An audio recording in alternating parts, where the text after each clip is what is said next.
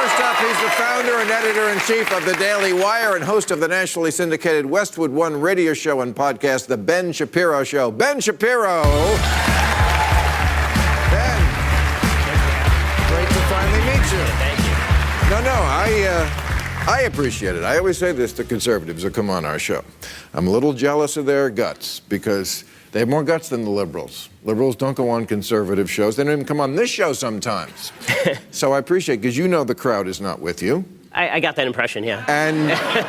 But yeah, and let's be civil, right? That's the tone of the day. I'm a fan. Okay, so I'm a fan. Well, let's see if I'm a fan. See if we're each other's fan at the end of this. All right. But I just want to say, we seem to be living in a time of utter tribalism. And I think you and I have a few things in common besides we were both uninvited at Berkeley to speak.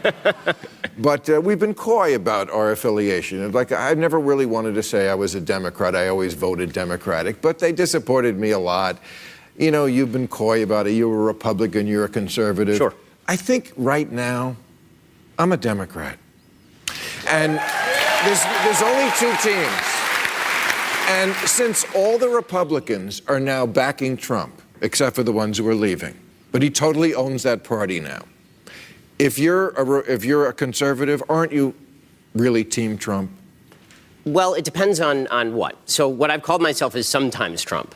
Okay, people have said there's never Trump and then there's always Trump. Sometimes Trump meaning that when he does something that I like, I cheer, and when he does something that I hate, which happens, then I boo. And I'm booing as loudly as you are when he does something that's really bad. But listen, you're very upset about the Supreme Court nominee. I am very pleased about the Supreme Court nominee as a conservative, right? He's doing a lot of things that I like in terms of policy. Now, that doesn't mean that I am cheering his character, because I think that it is very difficult to cheer Donald Trump's character, nor do I think it's appropriate. Well, what do you like?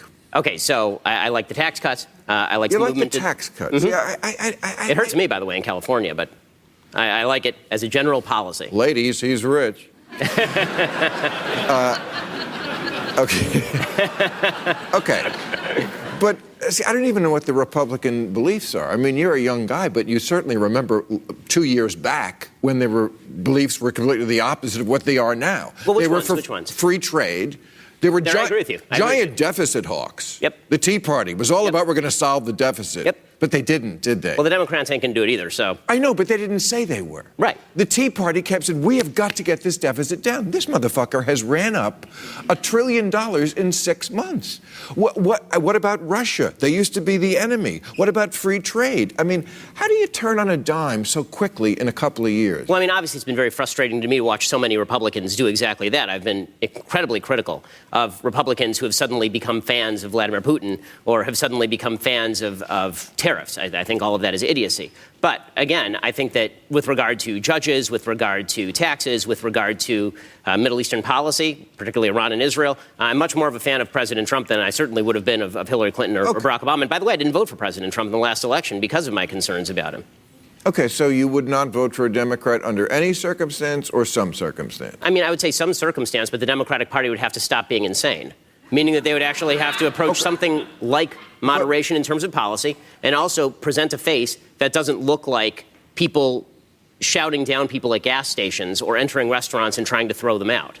Okay, well, if you're talking about the civility thing, why don't we start with the Republicans stop saying lock her up? You don't think that's a worse abridgment of civility?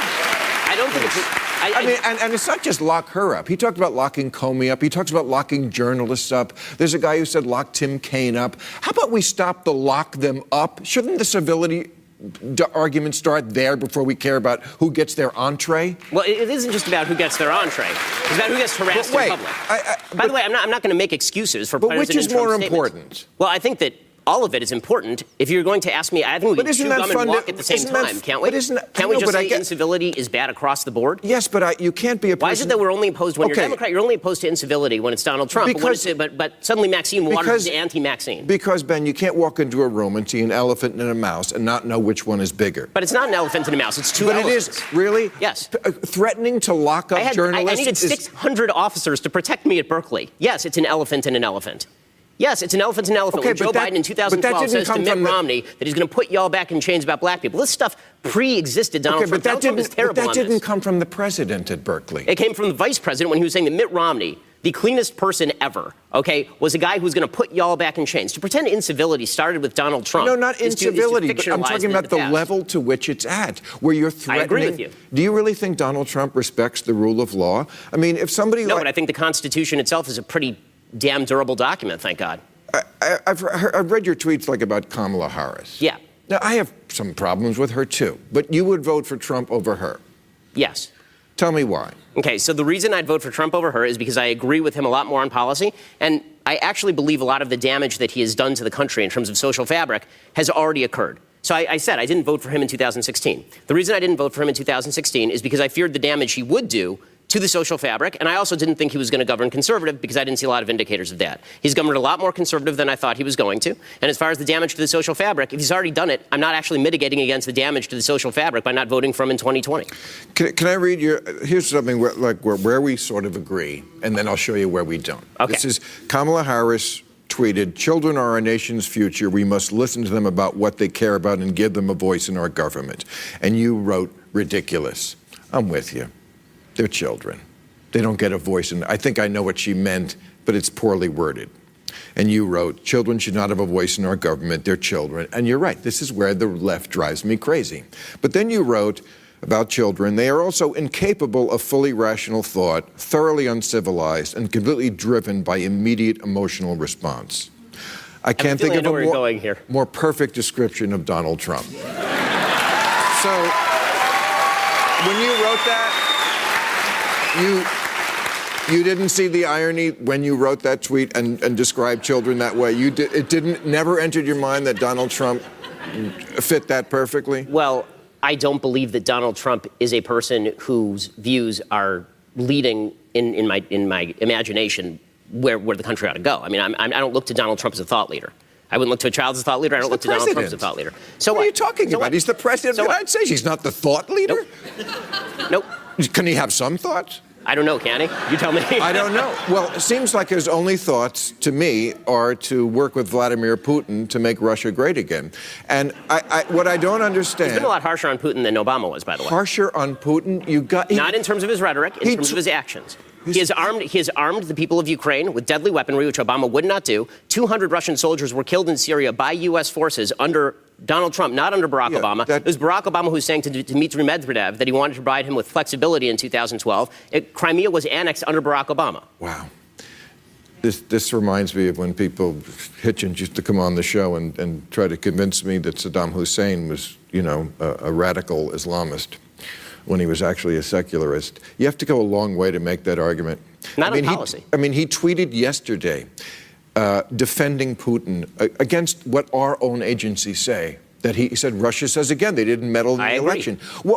Dude says a lot of crappy stuff. But why? A lot of immoral stuff. Why have there been 19 indictments and 6 convictions so far in the Mueller inquiry? Why so many lies about so many meetings with so many Russians, so many attempts to have back channel sources? I have a question. Do you actually think that Donald Trump colluded with Vladimir Putin? Yes. Do you? You don't? How can you not? How can you not? Okay, so I do not, because I watched that campaign. I don't think that Donald Trump could collude with his own left foot. Well, I don't think he did it, but his son did it. The people who Mueller is indicting. And when the evidence comes out, I'm happy to go for the indindictments. I'm fine with the indictments. Great. Okay, criminal activity is criminal activity. But you see I'm not going to attribute to Trump something he didn't do when he's too ignorant to have done it. Well, he's not too ignorant. He's not too ignorant to be a criminal, Ben. He's been a criminal his whole life. Okay, but we've seen that. Bill.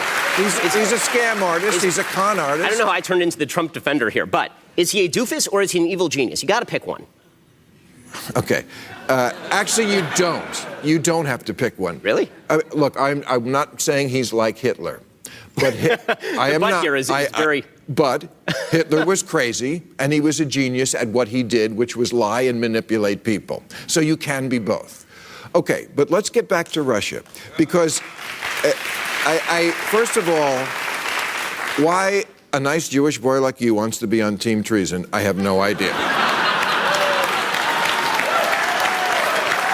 But Dude, I'm happy to wait for the Mueller indictments. And if they come down and they target Trump, I'm happy to see him impeached. But I need to see evidence. Where's the evidence? But you know that the Republican Congress, we saw it this week with Rosenstein at Congress, they are trying to impeach Rosenstein so they can get rid of him, so we don't ever see. They don't want us ever to see it. They know there's something, probably 1,000 things in there that are incredibly damning. You don't think that's and if they impeach Rosenstein, and if Trump replaces... Is that a line for you?